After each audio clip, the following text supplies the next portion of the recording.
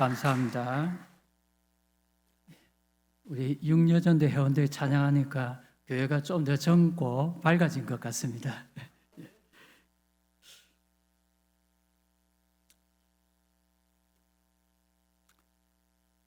하나님께서 우리 사람들을 만드실 때 각 개인을 향한 주님의 그 목적을 가지고 만드셨습니다. 우리 각자가 주님의 선한 목적을 가지고서 이 땅에 태어났다라는 말입니다. 나를 향한 주님의 목적을 우리는 사명이다라고 이렇게 부릅니다. 주님께서 이 땅에 하나님 나라를 세워 가시는데 나를 귀하게 사용하시겠다라는 것입니다.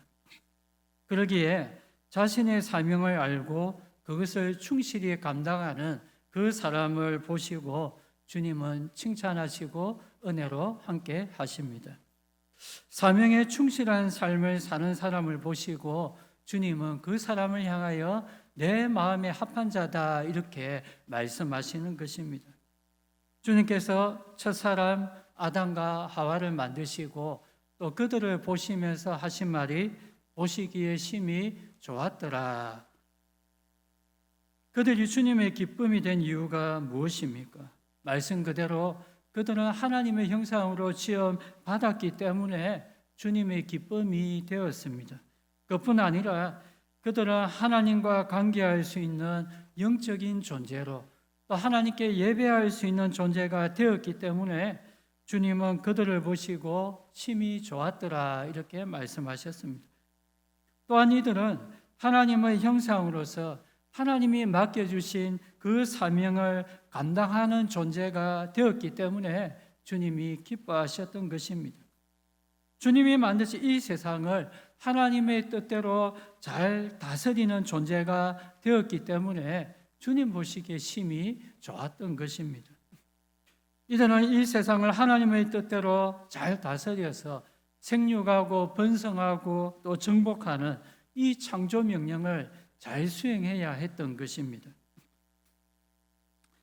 하나님은 사명을 성실히 감당하는 그 성도를 보시고 주님 보시기에 심히 좋았더라라고 기뻐하시고 칭찬하시는 것입니다. 여러분 자신도 나에게 주신 그 사명을 우리가 잘 알고 또 그것을 성실히 감당하여서 우리도 주께로부터 칭찬받는 그러한 복된 성도가 될 수 있기를 바랍니다. 오늘 말씀에는 주님이 맡겨주신 사명에 충실한 삶을 살아간 믿음의 사람 느헤미야가 나옵니다. 그는 세계를 다스리는 페르시아의 아닥사스다 왕의 그 술 맡은 관원으로 높은 자리에 앉아 있었지만 고국으로 돌아간 자기 백성들이 너무도 힘든 삶을 살고 있더란 그 소식을 듣고 그들을 구원하는데 또 헌신하는 그러한 삶을 살아갔던 것입니다. 자기는 이방 세계에서 출세하고 또 높은 자리에 앉아서 이 부귀영화를 누리고 있었지만 거기에 안주한 것이 아니라 그렇게 되게 한 것에는 주님의 그 귀한 목적이 있다라는 사실을 알고서 자기 백성을 살리는데 수고하고 또 헌신했다는 것입니다. 말씀을 보면 느헤미야에게 고국에서 온 형제 하나니로부터 슬픈 비보가 들려졌습니다. 바벨론의 포로로 돌아간 자기 백성들이 이 예루살렘에 가서 성도 짓고 또 마음껏 하나님을 예배하면서 잘 살아가고 있는 줄 그렇게 알았는데 들려진 소식은 그것이 아니었습니다. 큰 환난을 당하고 또 능욕을 받고 심지어 힘써지어 그 예루살렘 성도 허물어지고 성문은 불탔다라는 비보를 들었습니다. 그가 이런 비극적인 자기 백성들의 그 실상을 들으면서 취하였던 행동이 무엇이었습니까? 사절 말씀에 보니까 우리 같이 읽겠습니다. 내가 이 말을 듣고 앉아서 울고 수일 동안 슬퍼하며 하늘의 하나님 앞에 금식하며 기도하여 그는 애통하면서 금식하면서 주님 앞에 기도했습니다. 자기 백성들의 힘든 처지를 보면서 저절로 하나님께 울부짖으면서 시금을 전폐하면서까지 오로지 기도하였던 것입니다. 성도 여러분, 느헤미야가 기도했다는 것은 그가 자기 백성을 향해 깊은 관심과 애정을 가지고 있었기에 가능했습니다. 지금 느헤미야가 처한 상황과 고통받는 동족 유대인들의 상황은 너무도 달랐습니다. 백성들은 고국 예루살렘에 있지만 자신은 그들과 2억 마일리 멀리 떨어진 이 페르시아 수상궁에 있었습니다. 백성들은 지금 큰 환난과 능욕을 당하고 있지만 자신은 궁전에서 왕의 신하로 걱정 없이 이렇게 부귀영화를 누리면서 살고 있습니다. 지리적으로나 처한 상황으로나 이렇게 차이가 나면 자연히 서로를 향해 관심이 잘 가지 않는 것입니다. 서로에게 정과 관심이 줄어드는 것이 너무도 당연한 일입니다. 우리도 기도할 때 나 자신이 경험했거나 지금 비슷한 처지에 있는 그러한 사람을 위하여 기도할 때가 많습니다. 자신의 큰 병을 앓은 적이 있으면 아픈 사람들을 위하여 기도하게 됩니다. 자신이 경제적으로 힘들었으면 가난한 사람들을 위하여 기도하게 됩니다. 자신이 몇 개월, 몇 년이라도 선교지에 가서 한번 섬겼다면 이곳에서도 그 선교지를 위하여 기도가 되는 것입니다. 저도 개인적으로 또 같이 사역하는 그런 청년들을 위하여 기도가 됩니다. 특히 그들을 위하여 기도하는데 그들이 또 군 문제를 또 잘 감당할 수 있도록 또 취업을 잘 할 수 있도록 또 이런 기도를 합니다. 제가 그들을 위해 이렇게 기도하는 것에는 저 역시도 그들과 동일한 그러한 관심사를 가지고 있기 때문입니다. 저도 이제 취업해야 할 그러한 자녀가 있고 또 군대 가야 할 그러한 자녀도 있기 때문에 그들 일이 참 남일처럼 여겨지지 않아서 이렇게 기도가 되어집니다. 그런데 이 느헤미야는 자신과는 처한 형편과 또 신분이 너무도 다른 그들을 위하여 이렇게 눈물 흘리며 아파하며 주님께 기도하는 것입니다. 이런 모습이 주님 보시기에 너무도 귀한 것이고 또 그들을 섬기기 위하여 자신을 드리는 모습이었던 것입니다. 느헤미야가 이렇게까지 그들을 위하여 기도하고 헌신하고자 했던 이유가 무엇입니까? 그는 자기 자신이 하나님의 백성이다라는 그러한 정체성이 분명했기 때문에 또한 고통당하는 그들 역시도 자기와 같은 주님의 백성이다라는 공동체 의식을 가지고 있었기 때문입니다. 주님 안에서 우리는 한 백성이고 또 한 몸이 되었고 한 가족임을 그렇게 알았기 때문에 그들의 아픔이 자신의 아픔이 되었고 또 자기 자신의 그 기도 제목이 되어졌던 것입니다. 우리 역시도 늘 함께하는 교회와 또 성도들을 위하여 눈물로 기도해야 할 줄 믿습니다. 주위에 함께하는 성도의 삶이 나의 기도 제목이 되어야 합니다. 주위에 기도할 제목이 있는 그러한 교회와 성도의 그러한 소식을 우리가 들을 때 마치 내일처럼 기도할 수 있어야 합니다. 내가 섬기는 교회와 성도를 향한 깊은 애정과 또 관심을 가지고 그들을 위하여 나도 이 느헤미야와 같이 기도할 수 있어야 하는 것입니다. 느헤미야는 백성들을 구원하는 사명을 감당하기로 작정하고 이렇게 먼저 주님께 간절히 기도하며 나아갔던 것입니다. 그러면 그가 자기 백성들의 힘든 상황을 알고 또 그들을 구원하며 또 섬기기로 작정하면서 가장 먼저 주님께 기도했던 그런 이유가 무엇입니까? 그가 절망에 처한 이 백성들을 구원하는 이러한 사명들을 감당하기 위하여 먼저 주님께 금식하면서 기도하며 나아갔던 그러한 이유가 무엇입니까? 먼저 그는 기도함으로 하나님께서 이 사역에 역사해 주시기를 또 간섭해 주시기를 요청했던 것입니다. 자기 혼자 힘으로 도저히 이 일을 감당할 수 없으니 하나님이 함께 하셔서 이루어 달라고 기도했던 것입니다. 느헤미야가 들었던 소식을 보면 너무도 절망적인 상황이었습니다. 백성들의 환난과 능욕을 당했습니다. 환난을 당한다는 것은 주의 백성들이 핍박을 당하여서 점점 쇠약해져 가고 힘을 잃어가고 있다는 것입니다. 능욕을 당한다는 것은 주의 백성들이 이방 사람으로부터 수치와 또 조롱을 당한다는 것입니다. 너희가 정말로 하나님의 백성들이냐?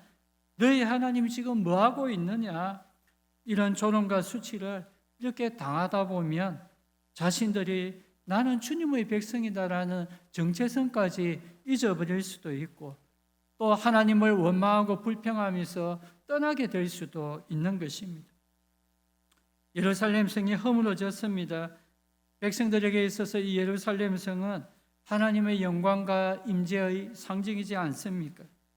그 성이 무너진다는 것은 하나님의 영광과 임재가 그들에게서 떠나간다라는 무서운 재앙과 같은 것이었습니다.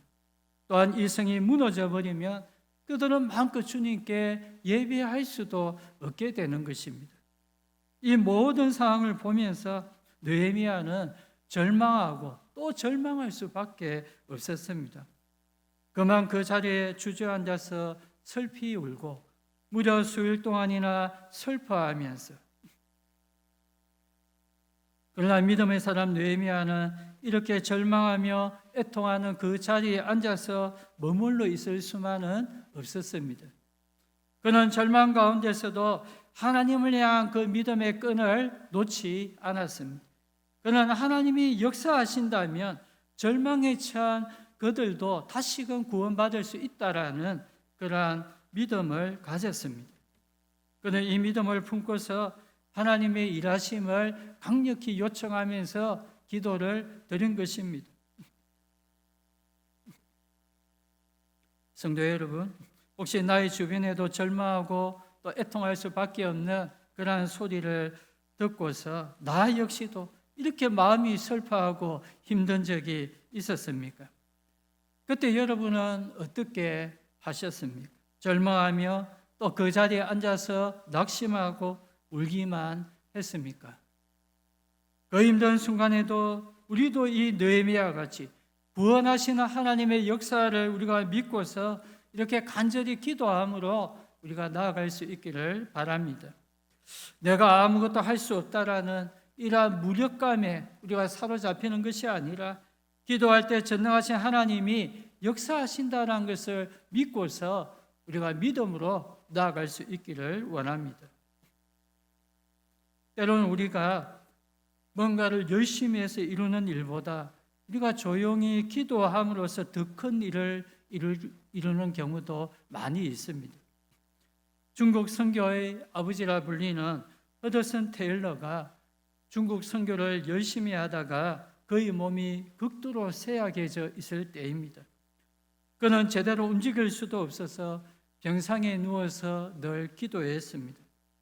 거대한 중국 선교를 감당해야 할 이 테일러가 움직일 수 있는 행동 반경은 그 네 모서리를 가진 조그만 침대 위였습니다. 그러나 그의 침대 발치에는 중국 지도가 걸려져 있었습니다. 그러나 아픈 몸으로 침대 위에서도 이 중국 지도를 바라보면서 늘 기도하였던 것입니다. 그는 병상을 찾아온 교회 지도자와 이런 대화를 나눕니다. 하나님께서 선생님을 크게 사용하셔서 큰 자부심을 들 때도 있으시겠습니다. 살아있는 인간으로서 선생님만큼 이렇게 큰 일을 하신 분은 없을 것입니다. 이 말을 듣고서 허드슨은 이렇게 답합니다. 정반대입니다. 하나님께서 가장 연약하고 가장 작은 사람을 찾으시다가 어쩌다가 저를 발견하셔서 사용하신 것 뿐입니다. 그는 병상에서 연필도 잡을 수 없을 정도로 약해져 있을 때 중국 선교를 위하여 기도해 달라라는 그러한 내용의 기사를 이 신문사에 의뢰했습니다. 이 글을 읽는 기독교인에게 호소합니다. 지금 바로 1분만이라도 하나님께 진심으로 기도해 주십시오. 중국 복음 사업을 위하여 18명의 선교사를 보내줄 것을 기도해 주십시오. 그가 병상에서 인내하며 이렇게 기도하는 동안 18명의 선교사가 이 일에 헌신하겠다고 찾아온 것입니다. 기도의 역사였습니다. 병상에서 아무것도 할 수 없는 그러한 형편이었지만 오직 기도함으로 그는 헌신된 18명의 선교사를 얻을 수 있었고 중국 선교의 사명을 넉넉히 감당할 수 있었던 것입니다. 느헤미야가 먼저 기도했던 것은 이렇게 절망적인 상황에서 하나님의 그 일하심을 믿고서 기도할 수 있었던 것입니다. 다음으로 느헤미야가 기도한 것에는 기도할 때 하나님께서 자신의 길을 열어주실 것을 믿었기 때문입니다. 우리가 중요한 일을 앞두고 힘써 기도해야 할 이유가 하나님께서 가장 좋은 길과 방법을 열어주시기에 그렇습니다. 중요한 일들을 감당할 때 분명히 내 힘으로 할 수 없는 그러한 것들도 있고 또 내가 반드시 넘어야 할 장벽들도 있는 것입니다. 그 일들이 형통하게 풀려질 때 우리는 그 사역을 감당할 수 있게 되죠. 그런데 우리가 기도할 때 하나님께서 우리 앞서 나가셔서 갈 길을 여시고 지도하신다라는 것입니다. 이스라엘 백성들이 가나안 땅을 들어가기 위해 그 험한 광야길을 무려 40년이나 걸어가지 않았습니까? 며칠만 걸어가도 죽을 수밖에 없는 그 힘든 광야길 40년 동안 무사히 걸어갈 수 있었던 그 이유가 있다면 바로 주님이 그들을 앞서가셔서 그들의 길을 열어주셨기 때문입니다. 느헤미야가 당장 가서 그곳에 성전을 짓고 싶었지만 넘어서야 할 장벽들이 많았습니다. 먼저 그는 왕의 오른팔과 같은 술 맡은 관원으로서 왕의 허락이 있어야만 갈 수 있었습니다. 그의 자리는 왕의 정책을 좌지우지할 정도로 왕에게 그는 꼭 필요한 사람이었습니다. 고대 역사가 헤로도투스가 말하길 그 시대에 왕의 정책을 바꿀 수 있는 사람은 오직 두 사람밖에 없는데 바로 왕의 아내와 그 옆에 있는 술 맡은 관원장이다 이렇게 말했습니다. 그만큼 이 느헤미야는 왕에게서 꼭 있어야 할 사람인데 왕이 허락해 주어야만 합니다. 왕에게 자기 백성들의 힘든 사정을 말하면서 자신을 보내달라고 요청했을 때 놀랍게도 왕이 잘 다녀오라고 그렇게 했던 것입니다. 한 고비를 넘겼습니다. 그 다음에 또 힘든 고비를 넘겨야 고국에 갈 수 있습니다. 그것은 자신의 혼자의 힘으로 그 먼 곳에 무사히 갈 수가 없다는 것입니다. 가는 도중에 온갖 악한 대적자들이 그를 해하려고 할 것입니다. 그가 간다는 소식이 전해진다면 유대인을 죽이려고 했던 자들이 사방에서 몰려와가지고 느헤미야를 죽이려 할 것입니다. 그런데 이 왕이 허락만 해준 것이 아니라 그가 무사히 갈 수 있도록 군사와 마병들을 동행할 수 있게 해주었고 또 어디든지 무사 통과할 수 있도록 왕의 조서까지 내려주었던 것입니다. 이제 두 고비를 넘겼지만 무너진 성과 성벽을 재건하기 위하여 꼭 필요한 것이 남았습니다. 바로 건축 자재가 있어야 합니다. 그런데 또 놀랍게도 왕이 필요한 건축 자재까지도 보내주 가지고 느헤미야가 그 일을 감당할 수 있도록 해주신 것입니다. 얼마나 놀라운 일을 주님이 앞장서서 해주신 것입니까? 눈물과 금식함으로 기도해야 하였던 이 느헤미야가 사역을 잘 감당할 수 있도록 앞장서서 모든 길을 열어주셨던 것입니다. 우리가 중요한 사역을 앞두고 기도해야 할 이유가 이렇게 주님이 우리의 앞서 나가셔서 우리의 길을 열어주시기 때문입니다. 마지막으로 우리가 사명을 위해 기도할 이유가 기도하면 그 일을 능히 감당할 수 있는 힘과 능력을 주시기 때문입니다.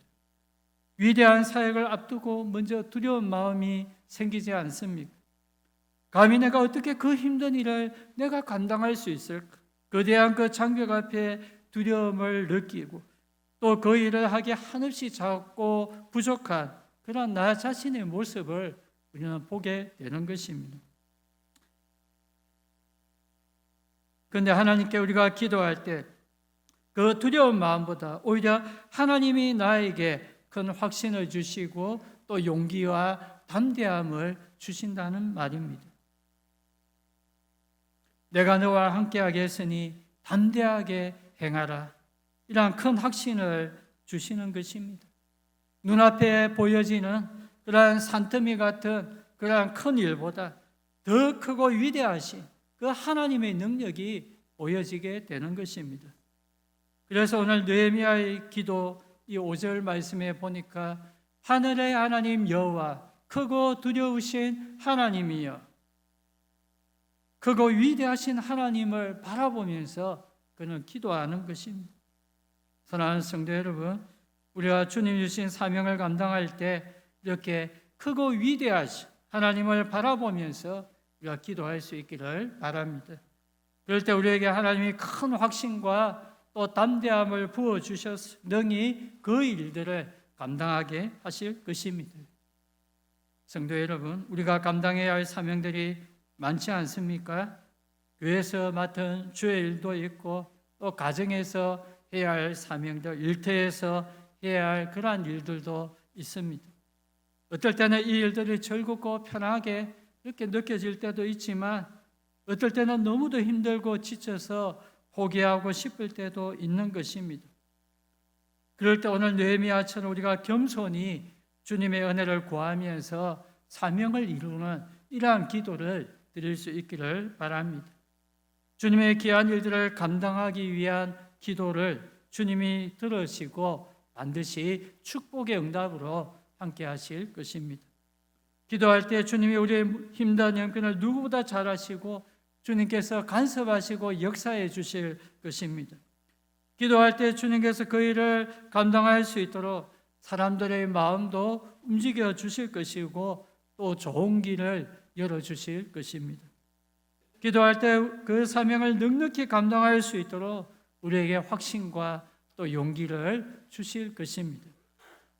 모든 것을 창조하시고 이렇게 다스리시는 그러한 하늘의 하나님, 모든 것을 가능케 하시는 크고 두려우신 하나님께 우리가 기도함으로 이 사명들을 잘 감당하며 또 나아갈 수 있기를 간절히 바랍니다.